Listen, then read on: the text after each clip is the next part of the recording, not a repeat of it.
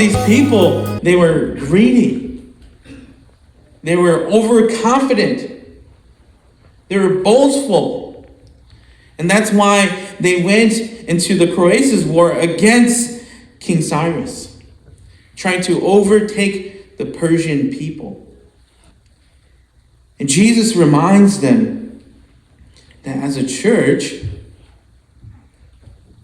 don't forget that you are pretending to be alive, but truly you're dead spiritually. Vì lấy cho xá cho sang ngày tới sự lấy chỉ xá cho sang chụp lì ấy lấy bỏ tôi thì lấy sang ngày tới lấy tông cần lấy ô có xóa nhà cho lấy lì xóa nhà lấy những mua lại lấy cho chơi còn luôn nô sự chỉ bên trên là trong linh đời thiên chọn trên họ luôn chọn trên nhau họ bên trên đời họ lấy qua sáu văn chữ nhau. Yes, lấy những tổ church, lấy những bè hợp văn chữ, lấy những tổ ở cái trái bè hợp văn chữ. Thì chỉ khó tranh nhau lên chơi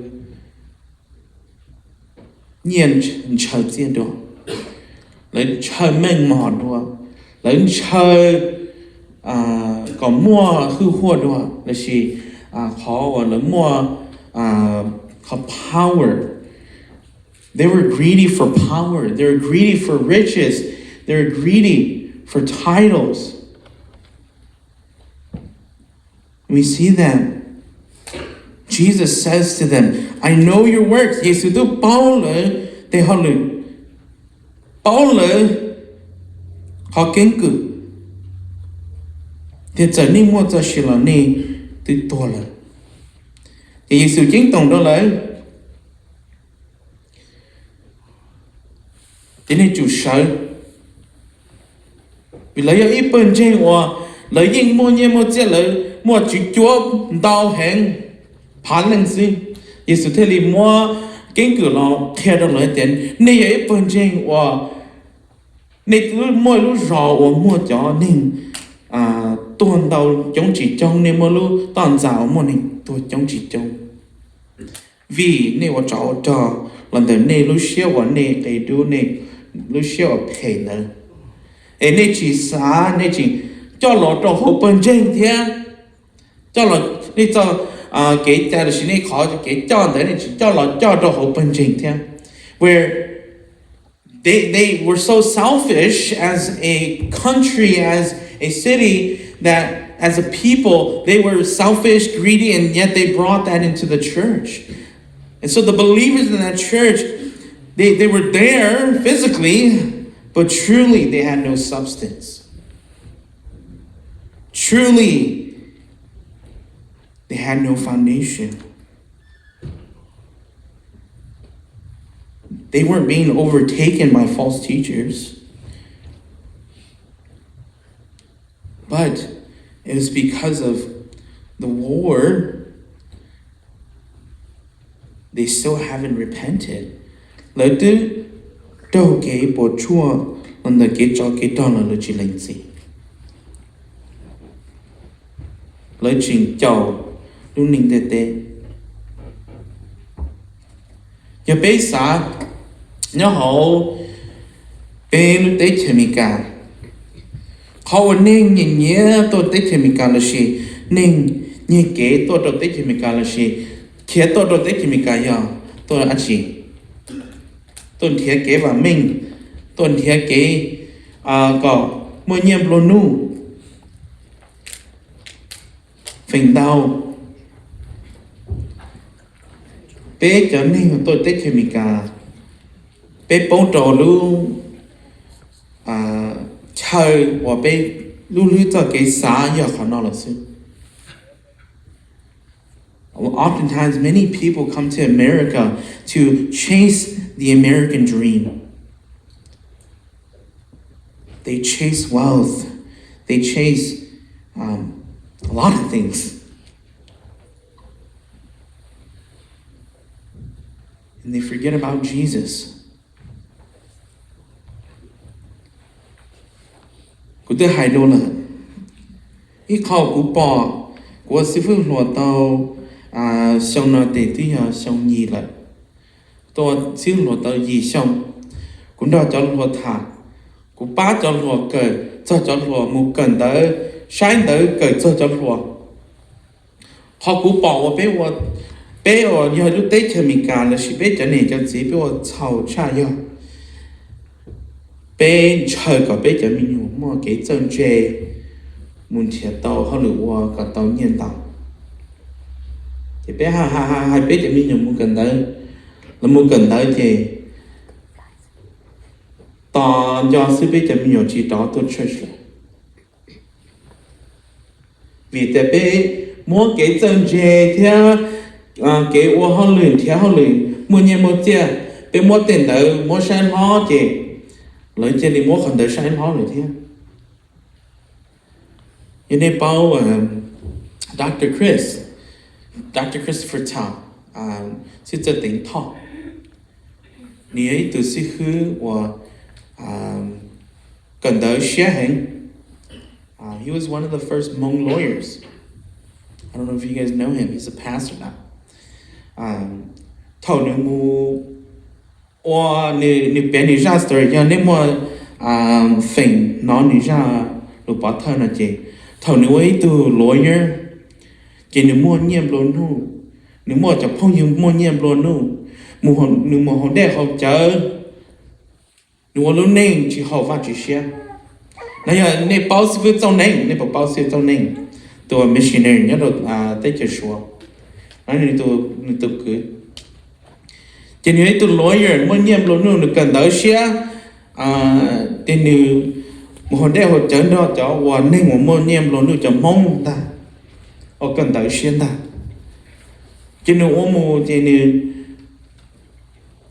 lúc này chỉ rong cho nên thế này tôi bao nhiêu nên thế này xuyên cái chỉ chỉ trâu trong cái tiền cái yếu tao yếu bông na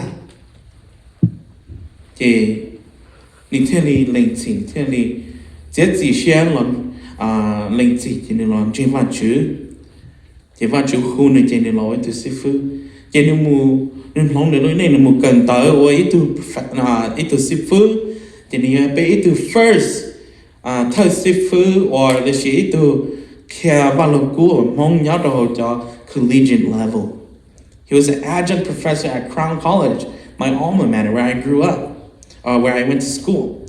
He taught New Testament survey. Nếu ít từ sư phụ ở kia cho ban đầu cũ chia giờ bé mua bé luôn này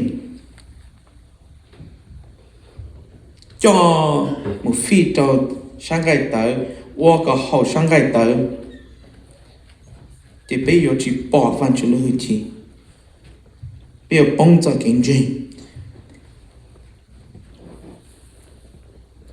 van chữ cho van chữ hồ xin cho tỉnh đó là họ cũng theo văn chữ cho lưu và cũng bao lùm không chỉ là actually là sự thật đấy thầu cũng là sai văn chữ cho lưu cũng là sai cũng cho văn chữ cho lưu cũng ba na ấy cũng chỉ bao cho lưu sai để cũng không này vì nếu đã tỏ với họ mình cả hoa commentary hoặc nếu sau kiến cứ cho văn lưu cũng thì nếu ấy bao mong thì nếu chúng ta toàn thiết cho lưu cho lưu mong hoặc sai lần đó cho lưu cái limika hoặc thiết cho văn chữ cho theology. So whenever I struggle with translation, he's who I go to. But cho và bé bỏ nó cho nên là món là lúc này phi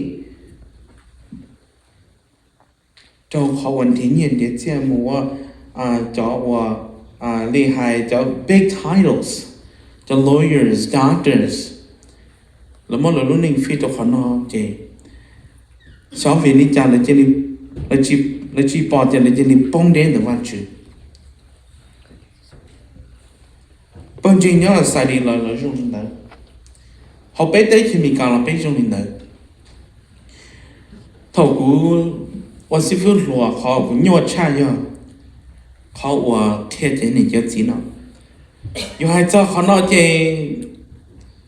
lấy chỉ sản họ cái nó quý hay chứ không thôi cũng kia cho nên cái gì đó ô sư phụ sao chạy cũng chấm nhiều chim lông rồi à để có kia lỡ ở nên đi chả mà cú có lỡ một cần đâu nên rong mỏ có hay có lỡ một cần đâu nè một cần đây chả chỉ cần đây là thế giới chứ mà có bộ bao. Do you know what they teach at school sometimes? Not all things at school is bad. Don't take this wrong, kids. Don't go to school and not listen. But there's a good balance. You có lỡ một cần đó là you chụp khe lỡ có lỡ bố văn chữ, lỡ một cần đó là bố khó, do thế khó chỉ do. You tôi chỉ khe lỡ you chỉ là có lỡ một cần đó xứ để lỡ chỉ bố khó do thế khó chỉ do chỉ lỡ một cờ chỉ để khó mà rong thở là ổn định để chỉ để khó chỉ rong chỉ là chỉ là cờ chỉ là họ chỉ bố ổn định. Phèn đau là một cần đó chỉ là bông cho kiến trình. Statistically, I've shared this many times. After high school, tạo cả là một cái high school cái chỗ trong cái có là cần tới tiếc gì tại vì nó tới chỉ cho percent theo tại vì nó xa chỗ 9% cho mi cho lúa là bóng kiến trình tạo cả nữa là một kiến trình là một cái college nó gì 90% of those people lose faith. Cho percent cho là một cái college là bóng kiến trình. We see that it's really important for us to first have faith, so when we go into these places, we don't lose our faith. Bây giờ mình nhổ khe lỡ có lỡ lú văn chữ, hư văn chữ, trai văn chữ, ổn đây là một cần tới, để thế là chỉ bóng kính trình. Vì bây giờ cho lỡ thiên đồ lỡ có lỡ một cần tới, có lỡ một cái chân trình. Some of the smartest people in the world, they don't have faith in God. Cho tin hình một chê cha nhau, mà ít cho tin hình một lần chê cha, cho họ tự chân chê, ở chính trình phát triển. That is one of the most difficult things. Còn nhau hành. These people in Sardis,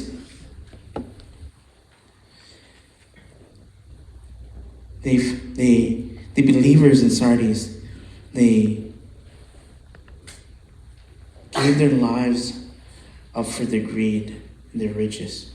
Là mỗi lần lúc nên phi đầu chỉ ngay để tới, là mỗi lần lúc nên ua cho là lúc xia hoặc là cái đu là chỉ là lúc xuyên trời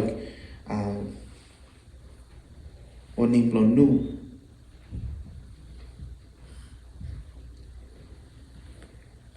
So we see that a lot of churches, they fall on this very thing. The church sometimes we gauge like this, where we think the best and most the best churches are the rich churches, like the big churches, right? Churches that are coming up with pop or the top of the charts songs. Like we think Elevation's a good church. We think that Hillsong's a good church. We think that Bethel's a good church. Hopelusia benu lu be sa de bunjin wa zhong cha de wa ju fan ju fong kom le le ho va lo le ya zhou wo le shong gao and le shong gao le lan lan tin ning nong tia một sai lợi về concert cho church nó họ biết tới thì mình cả we have churches like that very close to us in North Carolina, Elevation Church, but they teach theology similar to Mormonism. Let us see food Jane hay there we are small gods.